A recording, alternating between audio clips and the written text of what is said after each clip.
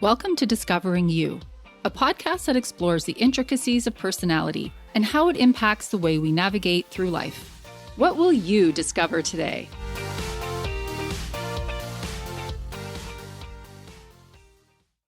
Hi, listeners. Hi, Heather. Hi. Are you ready for the How We Feel check-in? Sure am. Okay, so today I am in the yellow zone on the How We Feel app, and the word I selected was challenged. And it's funny because that could be taken negative, but because it's yellow, it's positive, high energy. On the app, it's defined as feeling pushed to reach a higher goal. So I guess I'm feeling, motivated. There's a lot of stuff I want to accomplish today. We're recording today. So it's good energy. And that's good because it hasn't been an easy week. Well, I'm glad to hear that. And you?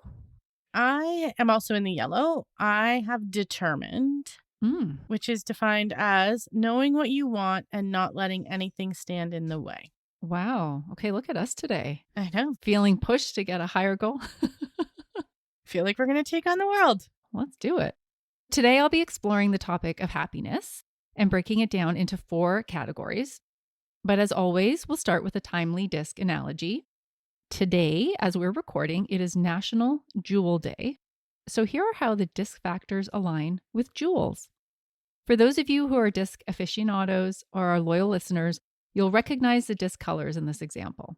High D is ruby, a vivid shade of red, and it symbolizes passion.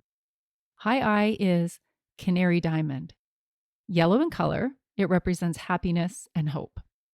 High S is Emerald. Emerald green is associated with balance, harmony, and calmness. And high C is Sapphire. This shade of blue is associated with wisdom and truth.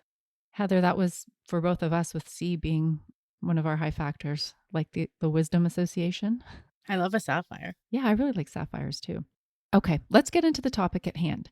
4 archetypes of happiness. You know how I love 4 categories of things. Hint, D-I-S-C.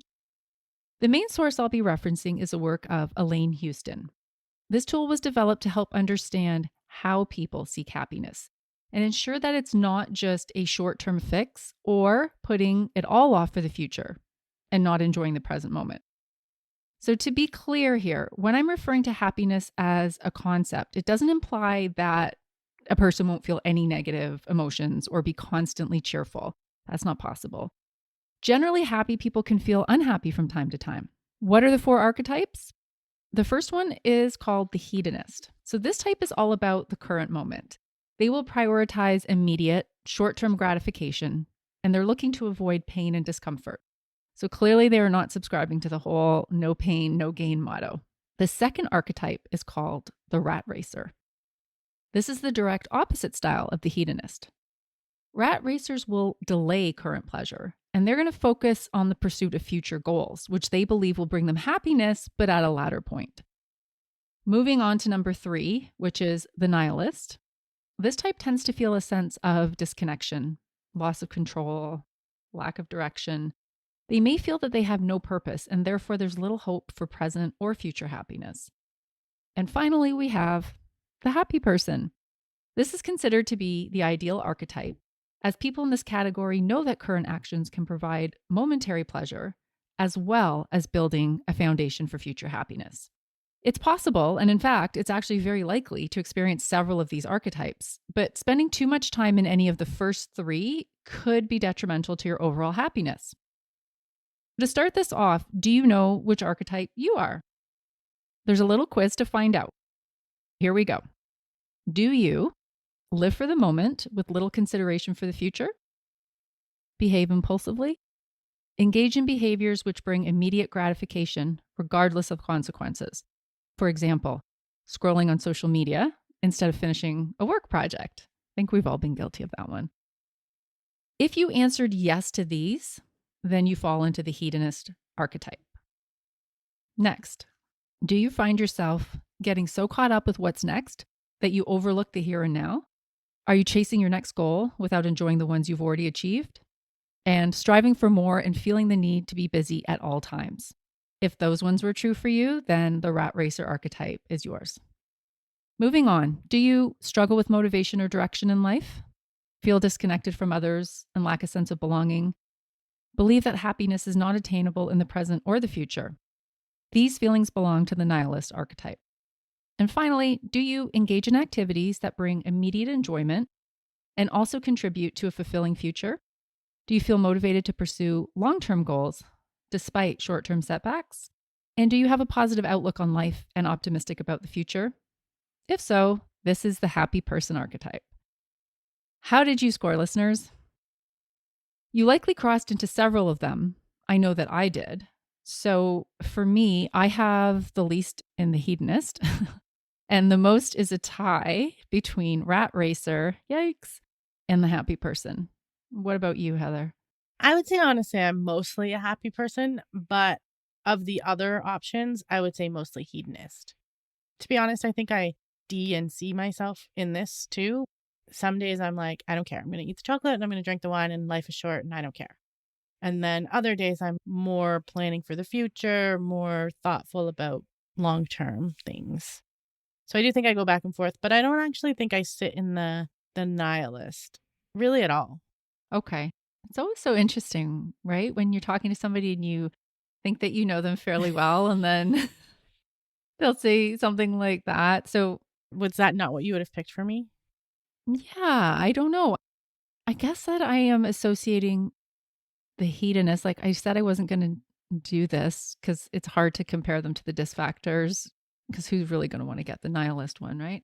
But I guess if I had to, I was going to probably put hedonist with high I. Oh. Right? And then we know that that's not you. I was putting it with high D. That's funny. I was like, would this be D or would this be I?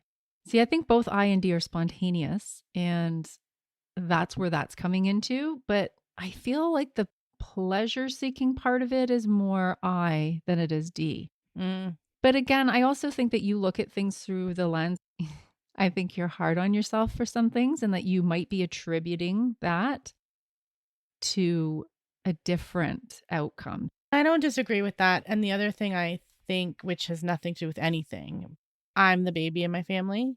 Mm-hmm. And Frank is the oldest in his family. Oh, yes. And I'm very much about, I'm going to do my own thing. And I will buy things impulsively. And that comes out through that.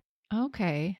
I can't speak for being the oldest, but the people that I know that are the oldest don't act like that typically. Yeah, that's a great point. It's not about necessarily happiness, but when I think about it, I'm like, no, life is short. We're just going to do it. That's interesting, because I don't know that I would have been able to know that about you. So again, you know, I'm always doing these different platforms. Obviously, DISC is the main one, and it's very scientifically valid, but you know, we like to have fun with other ones, right? Like we did Enneagram, and we did Gretchen Rubin's, the 4 tendencies, and there's things that come up in that too. So for this, there's a little bit of insight that I don't know I would have had without it. And I think to your point about oldest child, youngest child, so I'm an only child. And I think that they usually say that only children and the oldest tend to be similar. So what you just said about Frank, and know how I said that was the least for me, it's that same thing. It's none of those. I even look at the hedonist and I'm like, I could use 1 or 2 of those. Probably I guess I just feel like it would be more enjoyable and fun. And obviously I have to admit to having some of them in the rat racer, which I'm like, oh, I don't like that. I should know a little bit better. But hey, we're doing what we're doing. I don't know, because I could see some of myself in the rat racer too. But yeah, I thought I would have seen some of those with you in there.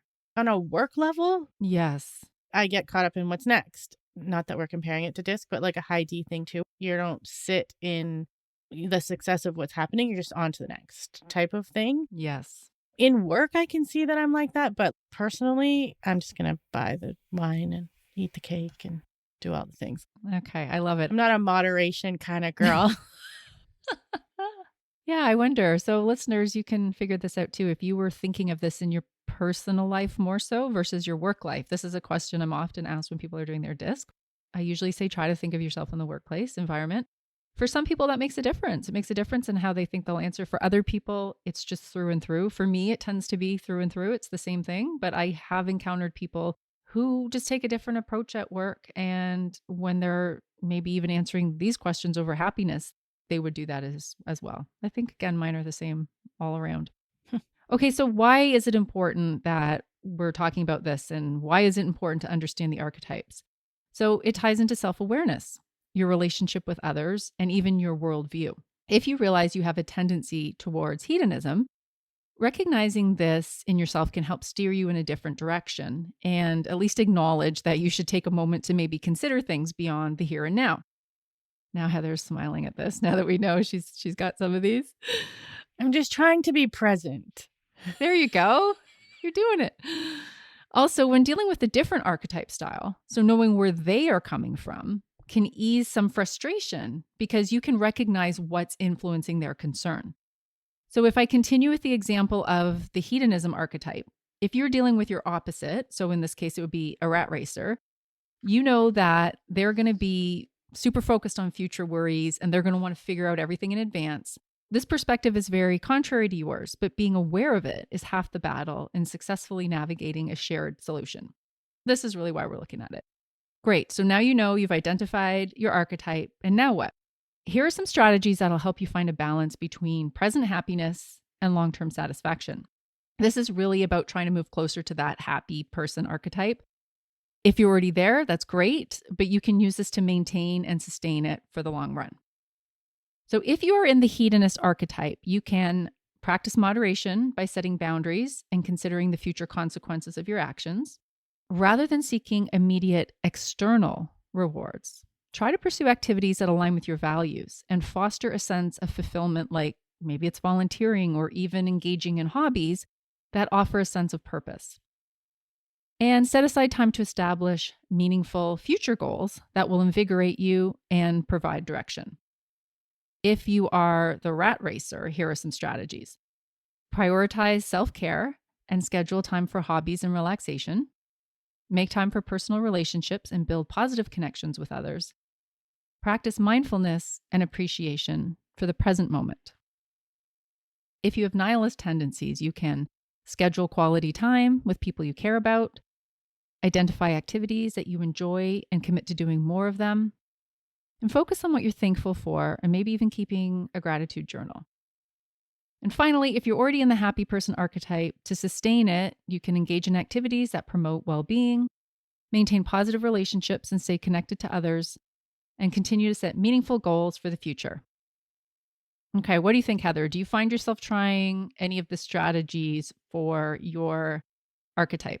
I do try to practice the moderation piece only because I do know that I'm a all or nothing kind of person. Right.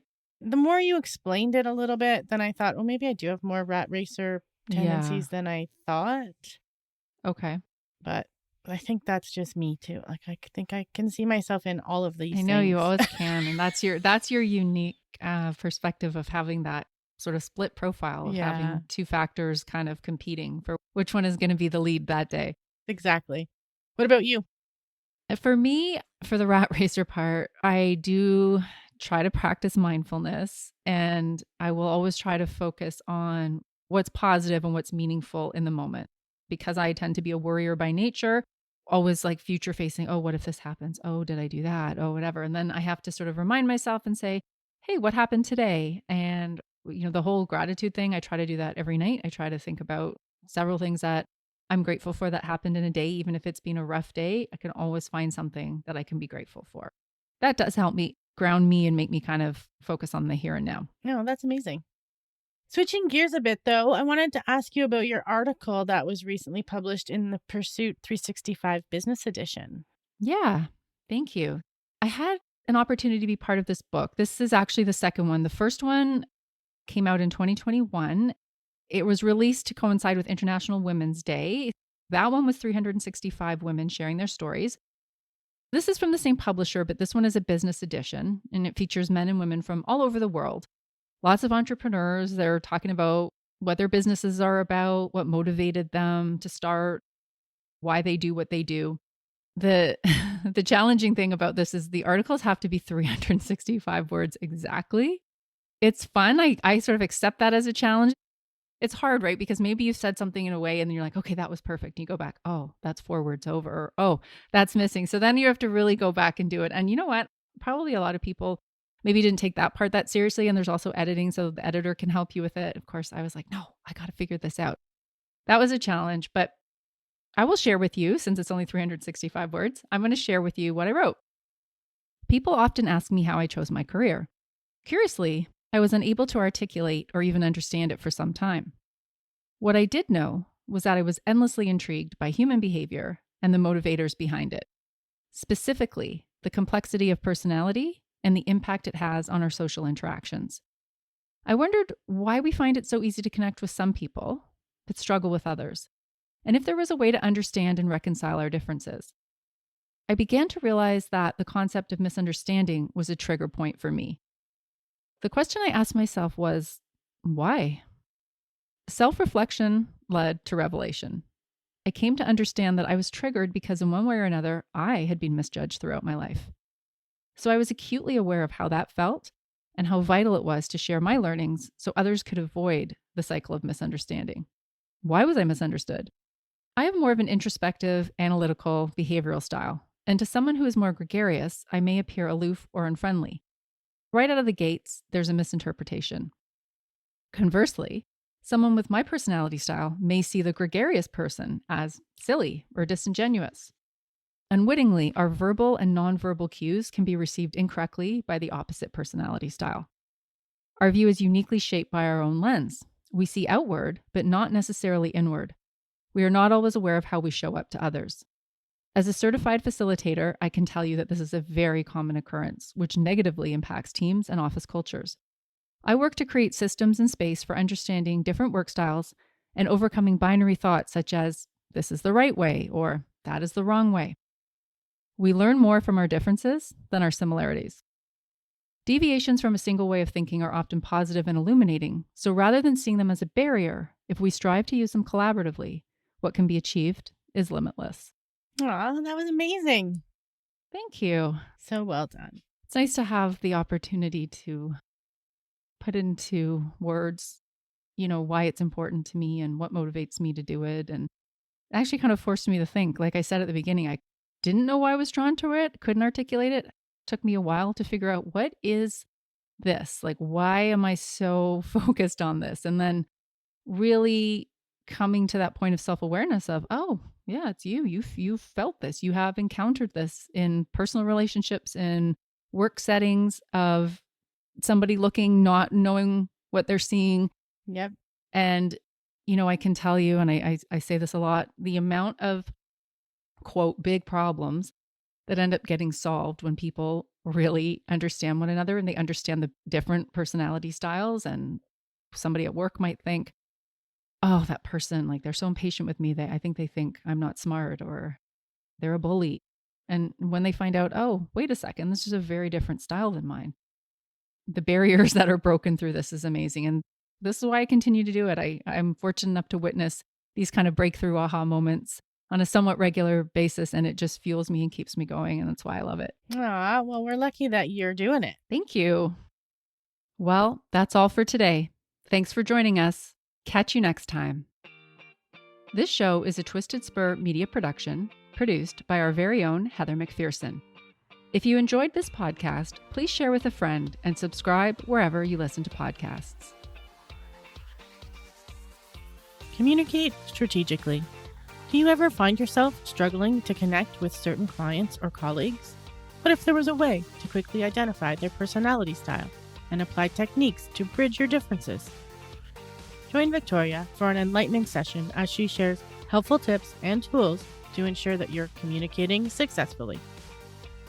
If you are interested in connecting with Victoria for team building, strategic onboarding, coaching, or a speaking engagement, you can contact her at discoverwhatworks@gmail.com.